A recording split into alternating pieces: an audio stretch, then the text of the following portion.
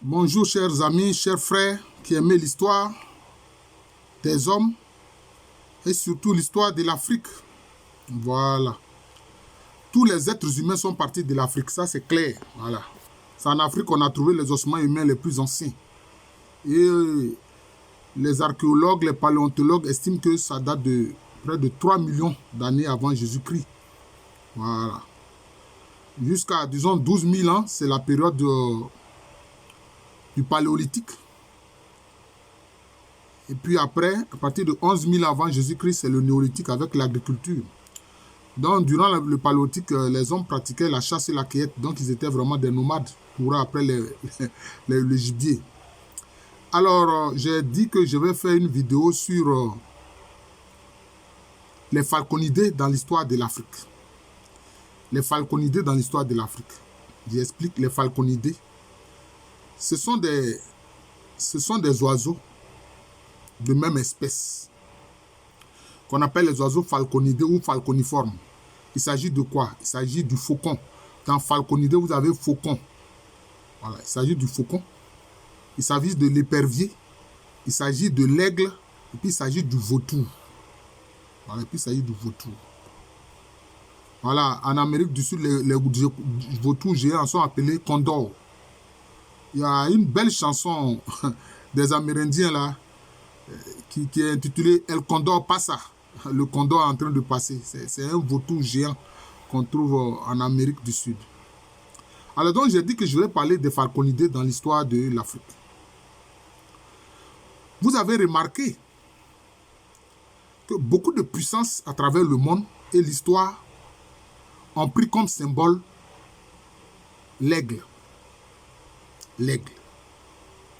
Les Romains, au moment de l'Empire, ils ont pris comme symbole l'aigle. On a parlé de l'aigle romain. Les Américains, les États-Unis ont pris comme symbole de pouvoir l'aigle. Les nazis, en Allemagne, Hitler et ses compagnons, le symbole de l'Allemagne nazie, c'était l'aigle. Vous voyez. En Russie, et chez beaucoup de peuples slaves, le symbole du pouvoir, c'est quoi? C'est aussi l'aigle. Mais là, c'est un aigle à deux têtes. C'est un aigle à deux têtes. Je n'ai pas encore vu dans la nature un aigle à deux têtes. Mais toujours est-il qu'il s'agit de l'aigle. Il s'agit toujours de l'aigle. Vous voyez. Même aujourd'hui, l'Égypte actuelle, la République arabe d'Égypte, comme ils disent, sur leurs pavillons, sur leurs drapeaux, on voit l'aigle. Mais ça ne vient pas du fait qu'ils soient arabes. Non, non, non. Non. Ça vient d'où? L'aigle comme symbole du pouvoir, ça vient de l'Afrique. C'est-à-dire de l'Égypte antique. De Tamérie. Parce que nos ancêtres anciens égyptiens, ils appelaient leur pays Tamérie. C'est comme ça qu'ils appelaient leur pays, Tamérie. Le pays bien-aimé. Voilà. Donc les Kamites. Mais chez eux, l'aigle symbolise quoi? Ça symbolise la royauté. L'aigle symbolise la royauté.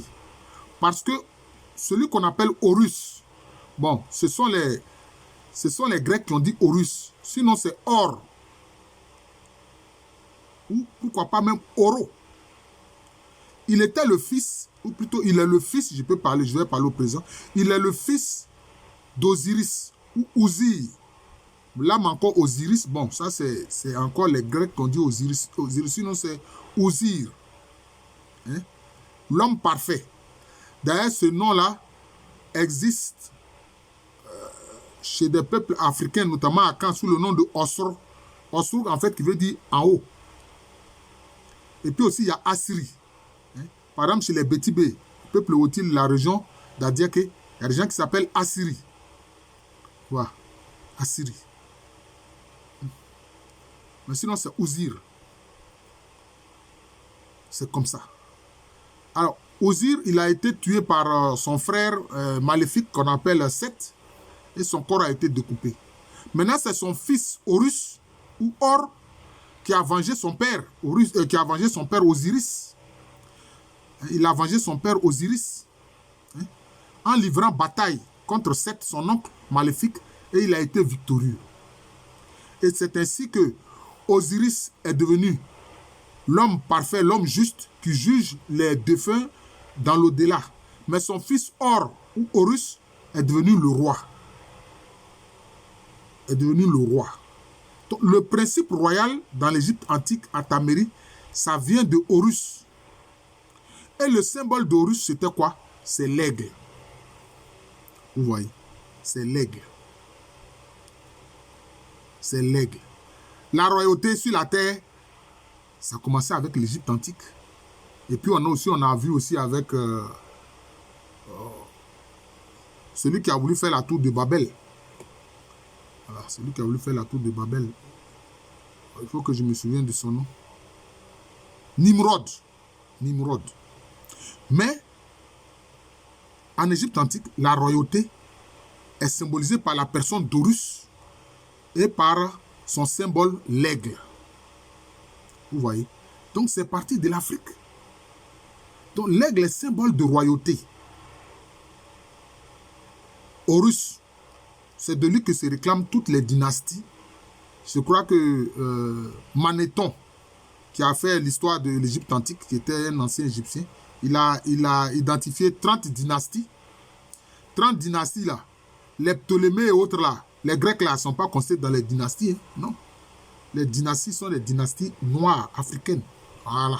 Quelquefois, les gens font des vidéos et des écrits pour tromper les gens en parlant des choses, des pharaons noirs par rapport à la dynastie qui est issue justement de la zone du Soudan, de la Nubie. Tous les pharaons étaient noirs, puisque le mot pharaon même, ça vient de permettre, ça veut dire la grande maison. Parce que la maison, le palais royal est considéré comme la grande maison du peuple.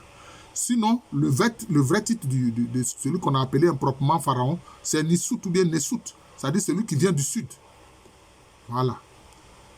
Il faut que les Africains, les Noirs de la diaspora, il faut qu'ils sachent tout cela. Voilà. Ceux-là, ils ont pris tout ça auprès de nos ancêtres kémites africains. Voilà, c'est ça les faits. Donc, si bien que Horus symbolise la royauté et aussi son symbole dans la représentation animale, c'est l'aigle. Voilà. Et c'est ça que vous avez vu, les Romains ont pris, les Allemands ont pris, les Américains ont pris, les Russes ont pris, mais avec l'aigle à 2 têtes, etc. Voilà. Je veux dire les nazis, même aussi aujourd'hui, oui, c'est ça. Même encore aujourd'hui, pour les Allemands, bon, le symbole c'est l'aigle. Pourquoi? Parce que l'aigle est un oiseau puissant. Il a des serres très puissantes. Et puis l'aigle, contrairement au vautour, qui est de même, je peux dire, de même espèce que lui, il mange la viande fraîche. Alors que le vautour, lui, il mange la viande en putréfaction. Ça ne le gêne pas. Ça ne lui cause aucun problème. Voilà. Voilà. L'épervier aussi est comme l'aigle, tout comme lui, il est de moindre taille. Il est de moindre taille, il est moins costaud que l'aigle. Vous voyez. Oui, c'est cela. Maintenant,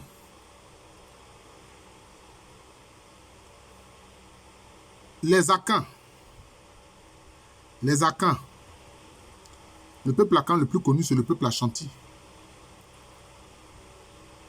Là, c'est à l'intérieur de 3 matriclans qu'on retrouve ces oiseaux-là comme symbole de ces clans-là.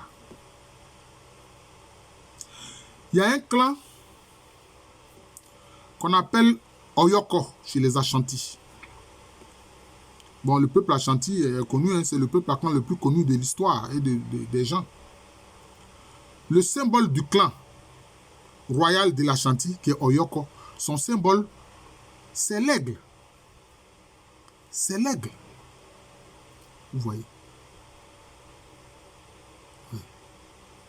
Maintenant, il y a un autre clan qu'on appelle Odako, qu'on appelle aussi Asatre. Toujours chez les locuteurs du Twi.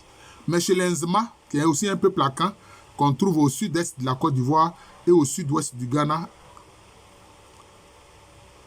ce clan Odako est appelé Adahone. Voilà, c'est ça. Ce clan-là, son symbole, c'est l'épervier. D'ailleurs, le clan Odako ou Asatre Ce clan est considéré comme le clan des oncles de Oyoko. Voilà. Donc, Odako est l'oncle de Oyoko. J'espère que ce n'est pas compliqué, que vous me comprenez. Parce que, en fait, les traditions disent clairement qu'à l'origine, les Oyoko, les Odako ou Asachre, les Kona Asokoro ou bien Assigné formaient un seul et même clan. Ils formaient un seul et même clan. Et ce seul et même clan s'est scindé en 3 clans, en 3 matriclans. Voilà. Et que les Odako, appelés aussi Asachre, sont les oncles de Oyoko. Les Odako ou Asachre, leur symbole, c'est l'épervier. Les Oyoko, leur symbole, c'est l'aigle. Maintenant, les Kona Asokori ou Assigné, leur symbole, c'est le vautour. Donc vous voyez que ce sont des falconidés. Ce sont des oiseaux de même espèce en fait. Et notamment, la famille royale des Koulango de Bouna, en Côte d'Ivoire, la famille royale des Koulango de Bouna, ils disent que le symbole de leur famille royale, c'est le vautour. Ils appellent cela dans leur tradition le vautour falconidé. Mais le vautour est forcément un falconidé. Le vautour falconidé. Vous comprenez? Ce sont des oiseaux de même espèce. Mais en langue Nzema, notamment, l'aigle est appelé collier. Même aussi en Agni sans vie. Collier. Maintenant, l'épervier est appelé senza. Senza. Maintenant, le vautour est appelé ekpete. Appelé ekpete. Voilà, c'est comme ça. Ekpete. Ekpete. Voilà. D'autres disent epete. Voilà. C'est comme ça. D'ailleurs, il y a des hommes qu'on appelait epete. Voilà. Je crois qu'il y a eu un ministre là qui était habillé, on l'appelait Kwasi à Apete. Voilà, c'est ça. Ça veut dire vautour. Vous comprenez? Mais c'est pour ça aussi que toujours en Égypte antique, si la partie du delta, la partie territoriale du delta, le symbole c'était le cobra, la partie sud, c'est-à-dire qui correspond en fait à la Haute-Égypte, la partie sud correspond à la Haute-Égypte, le symbole c'était quoi? C'était le vautour. C'était le vautour. Mais pourquoi? Il y a une explication. Pourquoi est-ce que pour la partie sud, le symbole c'est le vautour?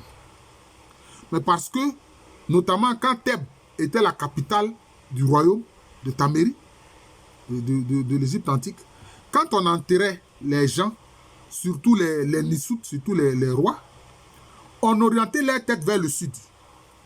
Parce qu'au début, à Thèbes, c'était comme ça. On orientait leur tête vers le sud. Pourquoi? Mais parce qu'ils sont originaires du sud. Puisque Nissout, le titre du pharaon, ça veut dire celui qui vient du sud. Donc, on oriente sa tête vers son pays d'origine. C'était comme ça. Mais après, ça a changé. Mais sinon, on oriente sa tête vers le sud. C'est après que, bon, on a fait des orientations vers la constellation... comment on appelle cette constellation-là? Il y a une constellation d'Orion, la constellation d'Orion. Après, ils ont orienté les gens vers la constellation d'Orion, etc. Quand ils ont commencé à faire les grandes pyramides, etc. Mais sinon, anciennement à Thèbes, c'est vers le sud que les têtes des défunts étaient orientées quand ils étaient inhumés. C'était comme ça, pour dire qu'ils viennent du sud. Et donc, leurs âmes doivent aussi aller visiter le pays de leurs lointains ancêtres. Vous voyez, c'était comme ça. Et aujourd'hui, beaucoup de pays ont pris pour symbole l'aigle. Et donc, comme je le disais, l'aigle, c'est collier. L'épervier, c'est senza. Quelquefois, on ajoute senza chroma. Et puis maintenant, le vautour, c'est ekpete. Voilà, c'est comme ça. Voilà. Et ce sont des symboles de clan, de matriclan, de famille chez les Akans. Voilà. De famille chez les Akans. Voilà. Donc, ils ont récupéré l'idée de l'aigle comme symbole de pouvoir. Mais aussi, c'était le symbole du roi, notamment de Horus, en Égypte antique. Donc vous voyez, beaucoup de choses culturelles, beaucoup de faits culturels dont se targuent nos petits-enfants dans la création humaine, dans l'humanité, les Caucasiens. En fait, ils ont pris ça en Égypte antique. Beaucoup, ils ont pris ça en Égypte antique. C'est comme ça.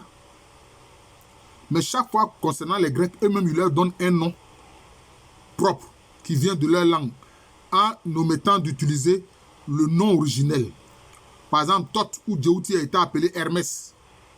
Hein? Or, on a dit Horus. Hein? Iset ou Aset, on a dit, comment on appelle ça? Ils ont trouvé un autre nom pour cet attribut divin de la femme parfaite, etc. Donc c'est comme ça. Je crois, Artémis, je crois. Voilà. Donc c'est ça le problème. Et on a l'impression que ça vient d'eux. Or non, ça ne vient pas d'eux. Voilà, ça vient de l'Égypte antique. Voilà. Même curieusement, je ne sais pas si c'est un lien, mais chez les Malinqués, quand on parle de la noblesse, on dit quoi? Horonya. Horon. Le noble, on dit Horon.